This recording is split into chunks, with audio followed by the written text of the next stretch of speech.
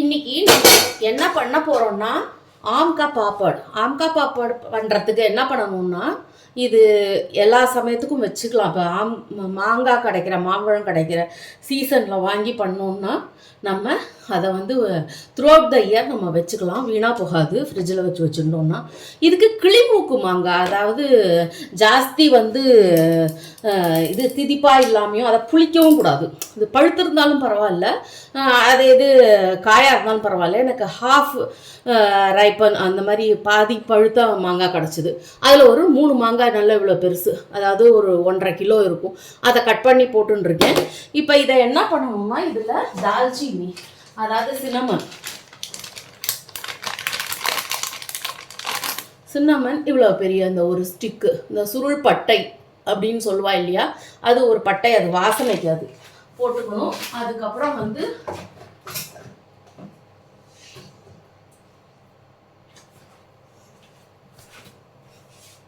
கொஞ்சமாக இந்த அளவுக்கு மிளகு, பெப்பர் போட்டுட்டு உப்பு வந்து கொஞ்சமாக இந்த அளவுக்கு உப்பு கொஞ்சமாக போட்டால் போதும். போட்டு இதை வந்து நம்ம குக்கருக்குள்ளே வச்சுட்டுலாம். சாரி, இந்த பாத்திரம் வரல, நான் வேறு பாத்திரத்தில் பண்ணி வைக்கிறேன். நான்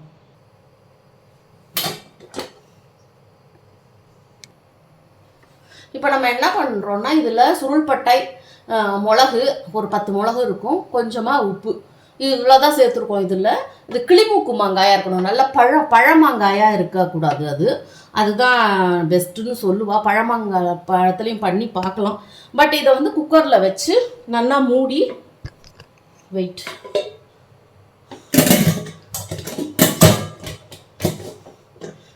விசில் போட்டு ஒரு 2 விசில் வரணும். 2 விசில் வர வரைக்கும் நம்ம வெயிட் பண்ணணும்.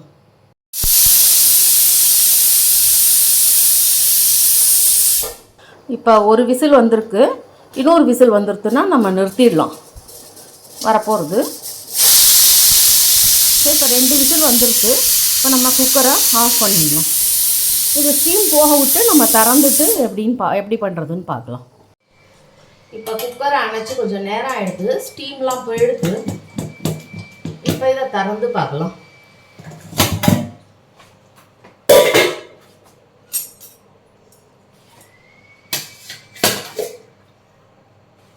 ஸோ இந்த மாதிரி வெந்திருக்கும்.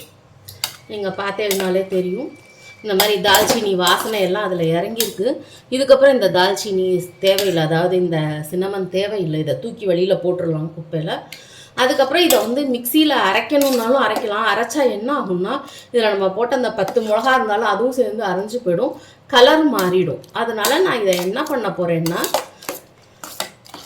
இதை நல்லா இப்படி நசுக்கிட்டு நான் வந்து வடிகட்டியில் வடிகட்ட போகிறேன்.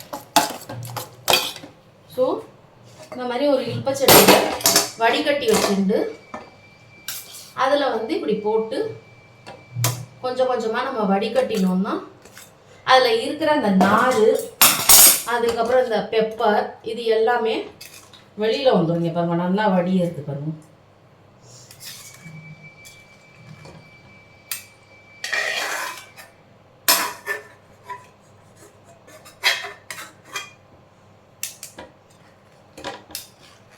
ஸோ இந்த மாதிரி வடியை விட்டு எடுத்துட்டு நான் சொல்கிறேன் உங்களுக்கு. ஆக்சுவலி என்ன ஆச்சுன்னா அந்த இது இன்னும் கொஞ்சம் 2 விசில் போகிறலை இந்த மாங்காய்க்கு, ஒரு 4 விசிலாவது வச்சுருக்கணும்.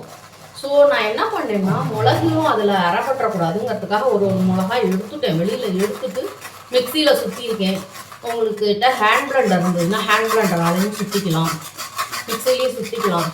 அதுக்கப்புறம் இப்படி வடிகட்டினா அதில் இருக்கிற நார்லாமும் வந்துடும், நார், சக்கை அதெல்லாம் வந்து நல்லா ஃபைன் அந்த பல்பாக கிடைக்கும். ஸோ இதுதான் நான் இப்போ பண்ணின்னு இருக்கேன். இந்த மாங்காயில் அவ்வளோவா சக்கை இல்லை, இவ்வளோதான் லேசாக தான் இருந்திருக்கு. ஸோ இது எல்லாத்தையும் வடிகட்டியாச்சு நம்ம இப்போ. அப்போ இதில் அவ்வளோதான், இதில் வந்து மாங்காய், சர்க்கரை, உப்பு அவ்வளோதான் இது மெயினாக. அது தவிர மிளகும், அந்த லவங்கப்பட்டையும் சுருள்பட்டையும் அது கொஞ்சமாக அது வேகரிச்சி மட்டும் சேர்த்துக்கணும். இதில் வந்து இந்த கப்புனால 1 கப்பு 1.25 கப்பு சர்க்கரை சேர்த்துருக்கேன்.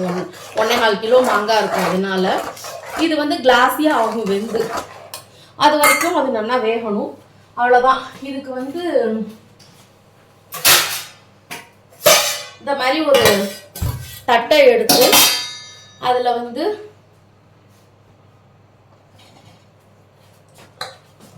கொஞ்சமாக ஆயிலிங் பண்ணி அதை வந்து பண்ணி வச்சுக்கணும். 1 செகண்ட். இதை வந்து இப்படி கைவிடாதபடி கலரிண்டே இருக்கணும். அப்போ அது வந்து என்ன ஆகும்னாக்க கிளாஸியாக ஆகிடும். நல்லா வெந்துட்டு ஆல்ரெடி குக்கரில் வெந்தது தான். இது ரெண்டும் சேர்ந்து சர்க்கரையும் பாகா எடுத்து அப்படின்னா அது கிளாஸியாக ஆகிடும். அப்போ எடுத்து தட்டில் விட்டா போகிறோம். தட்டில் எண்ணெய் தடவி வச்சுருக்கோம். நம்ம இதுக்கு நம்ம சர்க்கரை போட்டோம் இல்லையா, இதுக்கு பதிலாக கல்கண்டு போடலாம், வெல்லம் போடலாம், கருப்பட்டி போடலாம். ஆனால் வெல்லம் கருப்பட்டி எல்லாம் போட்டால் அது என்ன ஆகும்னா உடனே தீத்துறணும், கலர் கொஞ்சம் மாறும். அண்டு ப்ளஸ் அது என்ன ஆகும்னா சிப்னு ஆகும். வெளியில் இருக்கிற காற்று பட்டு அது ஆயிடும் அப்படின்னு எனக்கு தோணும். கலரும் மாறி போயிடும். அதனால இதுக்கு white sugar is best or கல்கண்டு மிஸ்ரி, அதுதான் பெஸ்ட். இது ஒரு 1.25 கிலோ கிட்ட போட்டிருக்கோம். அதனால கொஞ்சம் டைம் எடுக்கிறது. நீங்கள் கொஞ்சம் குறைச்சலா பண்ணினேன்னா சீக்கிரம் ஆயிடும். அதுவும் இது இப்போ பாருங்க என்ன ஒரு பியூட்டிஃபுல்லான ஒரு கலரில் வந்திருக்கு. இதில் எந்த விதமான ஆர்டிஃபிஷியல் இது கலர்ஸோ எந்த ஒரு கலரும் சேர்க்கல. சிம்பிள் இன்க்ரீடியன்ஸ், உப்பு, சர்க்கரை, மாங்காய், இவ்வளோதான் இருக்குது. நேச்சுரலாகவே எவ்வளோ அழகாக வந்திருக்கு. இந்த மாதிரி இது சைடில் ஒட்டாமல் வரணும். நம்ம மைசூர் பாகெல்லாம் பண்ணுறச்சு சைடில் ஒட்டாமல் வரும் இல்லையா. ஸோ அது மாதிரி நினைக்கிறேன். நானே ஃபஸ்ட் டைம் தான் பண்ணுறேன். பட் நல்லா வரும். I hope. இது வந்து கொஞ்சம் கிளாஸியாக இருக்கும். கிளாஸியாக இருக்குதுன்னா ஆயிடுதுன்னு அர்த்தம். ஓகே, இது கலர்லாம் மாறி இருக்கு. இது மாங்காய் அந்த சிப்பு இருக்கிறதுனால இது சைடெல்லாம் கூடாதுன்னு நினைக்கிறேன் எனக்கு தெரிஞ்சு. இது வந்து ஆனால் வந்து என்ன ஆகும்னா இந்த மாதிரி கலர் மாறிடுது பாருங்க. ஒரு மாதிரி லைட்டு மஞ்சள்லேருந்து கொஞ்சம் டார்க்காக ஆகிடுது. ப்ளஸ் இந்த சர்க்கரை பாகாகணும், அவ்வளோதான். அதுதான் அங்கே இருக்கிற விஷயம். சர்க்கரை பாகா எடுத்தோம்னா அதோட சேர்த்து மாங்காயும் நமக்கு ஸ்லைஸ் பண்ண வந்துடும். அதுதான் அங்கே இருக்கிற அந்த இது. ஸோ இதை நம்ம போடலாம். இப்போ இங்கே தட்டு க்ளீன் பண்ணி வச்சுருக்கோம். இப்போ அடுப்பை அணைச்சிட்டு இப்போ இதில் விடலாம். இது நமக்கு குண்டாக இருக்கணும்னாக்க ஒரு தட்டில் விடலாம். ஆனால் இது ஒரு தட்டுக்கு தான் வரும்னு நினைக்கிறேன். ஆமாம், ஒரு தட்டுக்கு தான் வரும். இதை விட்டுட்டு இது எல்லா இடத்துலையும் இதை பரப்பி விட்டுருவோம். இது எல்லாத்தையும் கம்ப்ளீட்டாக இதில் எடுத்து போட்டுறணும். ஸோ இதை பிளேட்டில் போட்டாச்சு. இப்போ இதை என்ன பண்ணணும்னா வெயில் இருந்தது அப்படின்னா 1 டேல நல்லா காஞ்சிடும். வெயிலில் வைக்கணும். அப்படி இல்லை, வெயில் இல்லை அப்படின்னா ஃபேனுக்கு கீழே 2 நாள் ஆகும். அதை காய வச்சுட்டு அதுக்கப்புறம் ஸ்லைஸ் போட்டு நம்ம வெளியில் வச்சுருந்தா ஒரு 20-25 டேஸ் வரும். இல்லை ஃப்ரிட்ஜில் ஏர்டைட்டாக வச்சுருந்தாக்க நிறையா லம்பாவாக வரும். இதில் சாப்பிட்றச்சே நம்ம என்ன பண்ணலான்னா உங்களுக்கு நல்ல அப்படி சட்பட்டாவை காரசாரமாக வேணும் அப்படின்னா இதில் கொஞ்சோண்டு எடுத்துட்டு, ஆனால் அப்பப்போ தான் பண்ணணும். பண்ணி வச்சா அது சிப்புன்னு மேலெல்லாம் ஒட்டின்றோம். இந்த ஆம்பப்படை கட் பண்ணி ஸ்லைஸாக நம்ம வச்சுருக்கிறதுல கொஞ்சம் எடுத்து கொஞ்சம் உப்பு மிளகா அப்படி வரட்டு மிளகா அப்படி இருக்குல்ல, அது கொஞ்சம் இல்லை சில்லி ஃப்ளேக்ஸு கொஞ்சமாக அப்படி தூவி அதை நல்லா பெரட்டி அது சாப்பிட்டோம்னா அதுவும் ரொம்ப சூப்பராக இருக்கும். பட் இதெல்லாம் காஞ்சதுக்கு அப்புறம் தான் கொண்டு போய் இப்போ காய வைக்க போகிறேன். நான் வெயில் இருக்குது, அதனால வெயிலில் காய வைக்க போகிறேன். இப்போ இது வெயிலில் இன்னைக்கு ஒரு நாள் காய வச்சதுலேயே இப்படி எடுக்க வந்துடுது. இது பாருங்க, இப்படி அழகாக பாப்பாடுனா பாப்பாடு மாதிரி எடுக்க வருது. இது கீழே நாங்கள் இப்போ எண்ணெய் தடவி இருக்கிறதுனால அது நல்லா வந்துருக்கு. இதை இப்படி போட்டுட்டு நமக்கு வேணுங்கிற ஷேப்பில் நம்ம இதை கட் பண்ணிக்கலாம்.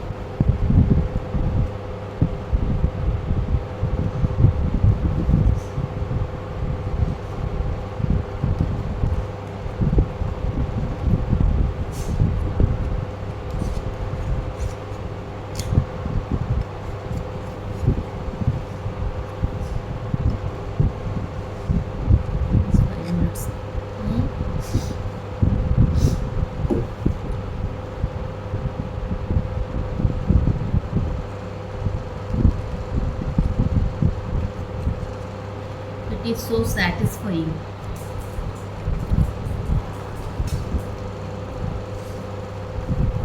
உங்களுக்கு வேணுங்கிற ஷேப்ல இதை நம்ம கட் பண்ணிக்கலாம்.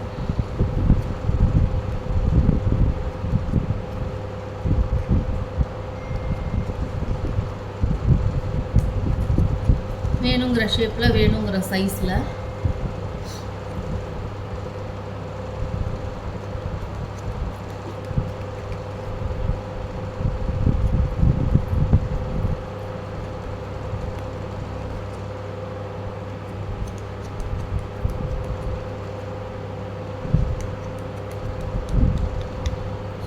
கட் பண்ணியாச்சு.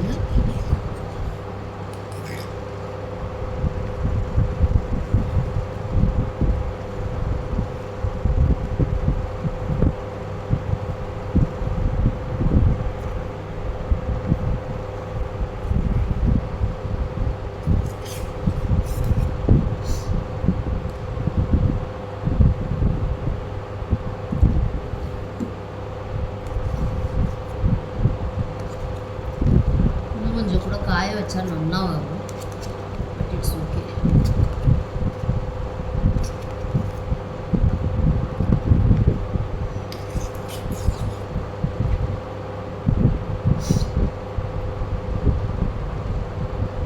தனித்தனி பீசஸாக இப்படி வந்து ஓகேயா? நான் வேணா பிச்சு வேணா காமிக்கிறேன்.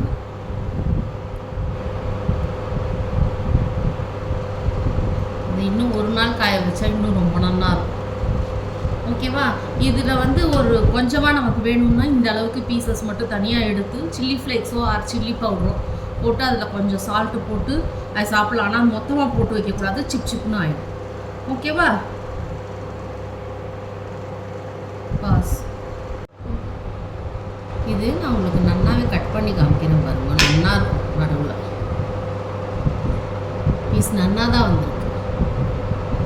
ஸோ இதை ஃப்ரிட்ஜில் வச்சாக்க லாங்காக வச்சுக்கலாம். இப்படி வெளியில் வச்சா இது ஒரு 20-25 டேஸ்க்கு இது வீணாகாது. நமக்கு எந்த ஷேப்பில் வேணுமோ எந்த சைஸில் வேணுமோ அந்த மாதிரி நம்ம பீசஸ் போட்டுக்கலாம். ரொம்ப நைஸ். இதில் வந்து நமக்கு வேணும்னா தான், இல்லைன்னா இது இப்படியே சாப்பிட்றது தான் ஆம்ரஸ் ஆர் ஆம் பப்பட். இது வந்து இதில் வந்து சில்லி பவுடர் அண்டு உப்பு போட்டு சாப்பிட்றது அது எக்ஸ்ட்ரா தான். இது இப்படியே சாப்பிட்லாம். ஸோ இதை காமிக்கிறேன்.